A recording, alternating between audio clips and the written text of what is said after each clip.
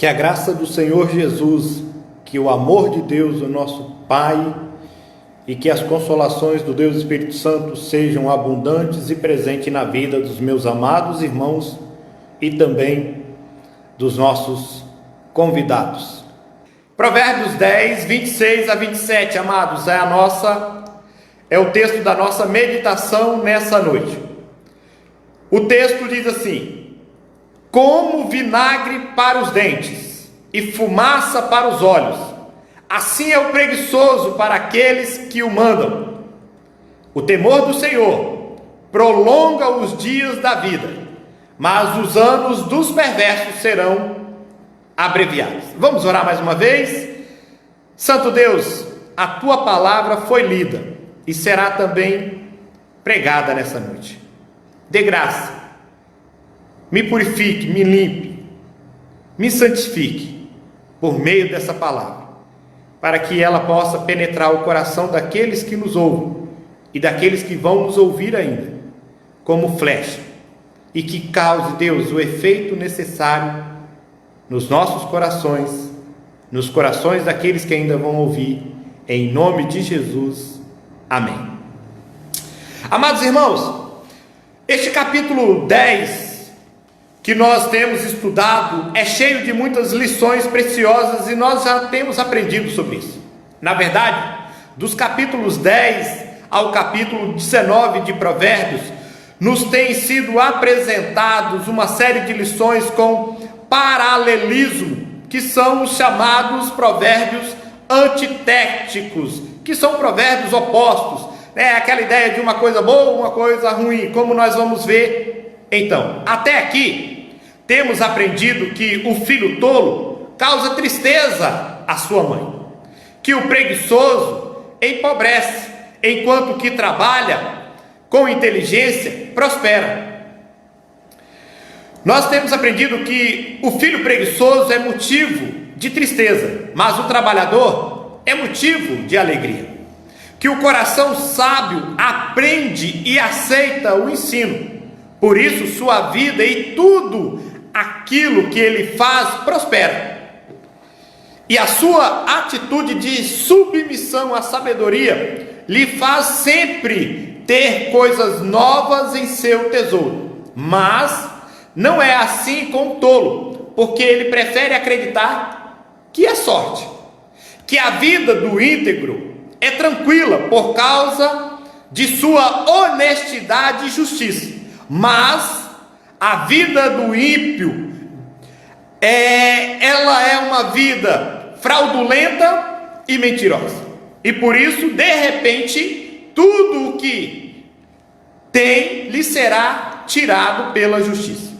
Que as palavras do justo produzem vida e esperança em quem as ouve e obedece. E os justos são como uma fonte de renovo e esperança. Enquanto isso, ninguém quer ouvir o tolo. Que uma atitude amorosa transforma qualquer ambiente. Que o sábio se comporta de maneira inteligente e procura manter o equilíbrio para a boa convivência, muitas vezes até sofrendo dano. Que para os preguiçosos e os perversos estão reservados o sofrimento e a ruína. Por isso, a sabedoria que nós temos aprendido aqui, que é uma personificação da pessoa do Senhor Jesus Cristo, os convida ao arrependimento. Nessa noite eu quero conversar com os irmãos sobre o empregado preguiçoso e os perversos causam tristezas, mas o que teme ao Senhor tem os seus dias de vida prolongados. A preguiça, vamos então aqui ao nosso primeiro ponto. A preguiça, ela é uma tragédia. Olha aí o versículo 26 na sua Bíblia novamente. Como vinagre para os dentes e fumaça para os olhos, assim é o preguiçoso para aqueles que o mandam. Amados irmãos e ouvintes, a parte visível dos dentes é formada pela substância mais dura que o corpo humano produz. Sabe qual é? O esmalte dental. Além de servir à mastigação, suportando a enorme carga a que é submetido, o esmalte protege a parte interna dos dentes, que é a dentina, e seus canalículos, que levam estímulos diretamente para o nervo que fica no interior do dente. Quando esse esmalte sofre alguma avaria, seja por cárie, fratura ou desgaste, a dentina fica exposta e passa a conduzir os estímulos externos para o interior do dente. Sabe fazendo o quê? Causando dores intensas. Substâncias ácidas como vinho ou vinagre podem causar experiências desagradáveis e inesquecíveis aos portadores de problemas em seu esmalte dental, porque o vinagre provoca nevralgia nos dentes e a fumaça produz grande desconforto para os olhos. Quando os dentes, pelo efeito do vinagre, ficam sensíveis, não conseguimos mastigar bem o alimento ou sentir o seu sabor. E quando os olhos são atingidos pela fumaça, sentimos um profundo incômodo e perdemos a capacidade de enxergar com clareza as coisas à nossa volta. Salomão utiliza essas figuras, e a figura dessa intensa dor de dentes, junto com a péssima sensação de olhos ardendo e queimando por causa da fumaça, para dizer como se sente uma pessoa que tem de dar ordens e depende do trabalho de um preguiçoso. Assim como a acidez de uma bebida e a ardência da fumaça irritam os dentes e olhos que atingem, o patrão de um preguiçoso sofre grande irritação e desgaste. O que o texto não diz, mas é subentendido, é o desfecho dessa história.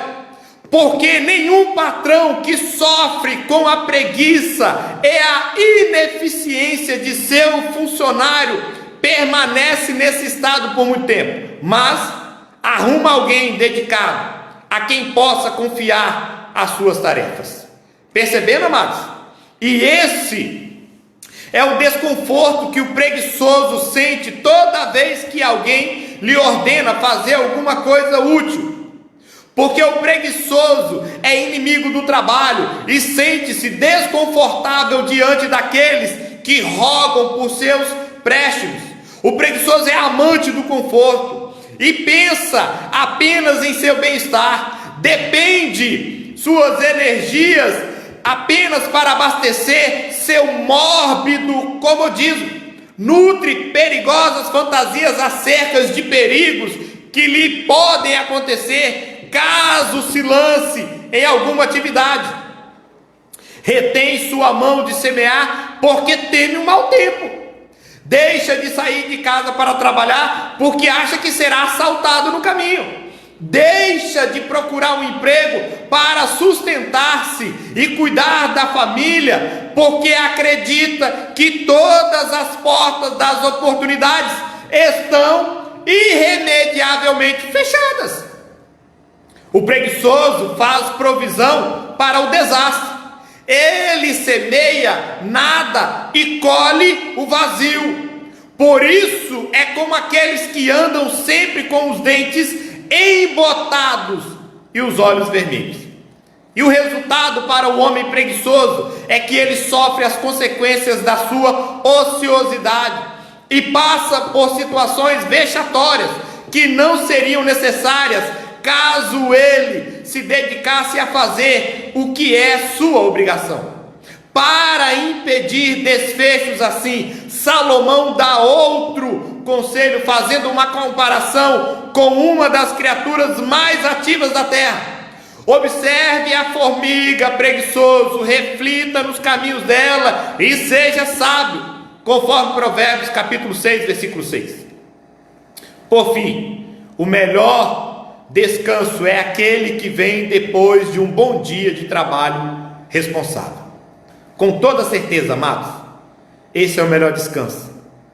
Quando você se afadiga do trabalho, isso é bênção de Deus. O trabalho é bênção de Deus.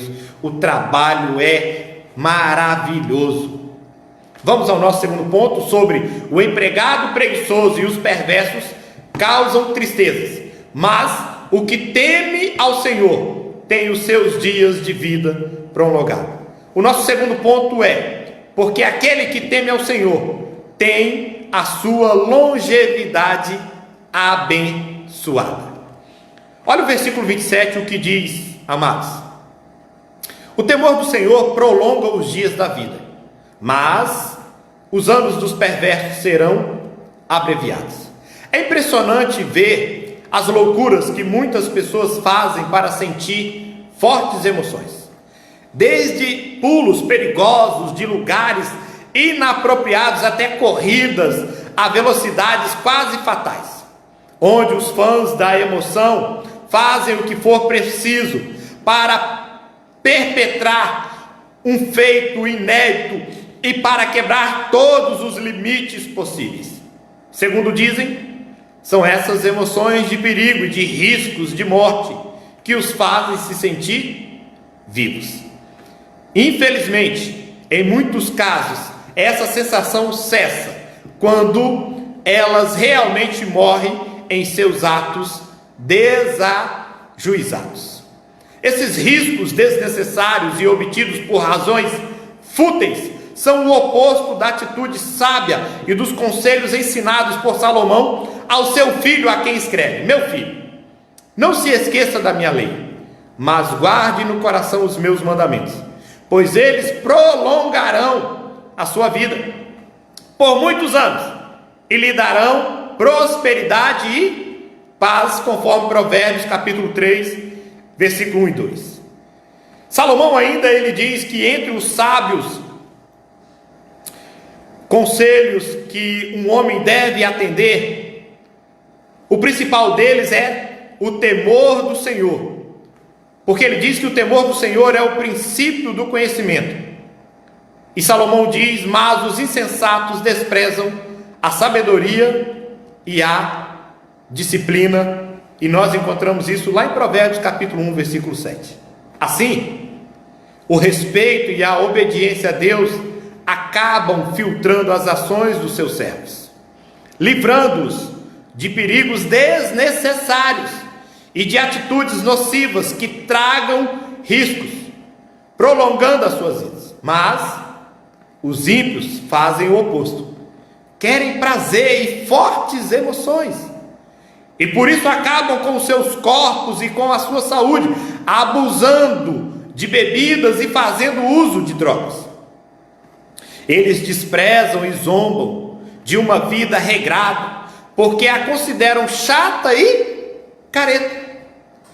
Eles não se preocupam com a segurança ou com o futuro, mas sempre dão a desculpa de que o que importa é o momento, só o momento. E eles envolvem-se com pessoas das quais deviam se afastar para o seu próprio bem-estar. Eles arriscam-se desnecessariamente para manter uma imagem tão frágil quanto suas vidas. Infelizmente, quando chegam a se arrepender de suas escolhas tolas, nem sempre é possível voltar atrás. Talvez você conheça alguém assim. Por isso, o sábio que teme ao Senhor, ele segue as ordens, é feliz no que faz agora e no futuro, para o qual Deus lhe reservou. Porque o temor do Senhor é um freio contra o mal, é o princípio da sabedoria. Nada pode deter alguém de praticar o mal, a não ser o temor do Senhor, a não ser o temor de Deus. Porque haverá momentos, amados, note isso, preste atenção nisso, você que está me ouvindo nessa noite, porque haverá momentos em que você estará longe dos seus pais.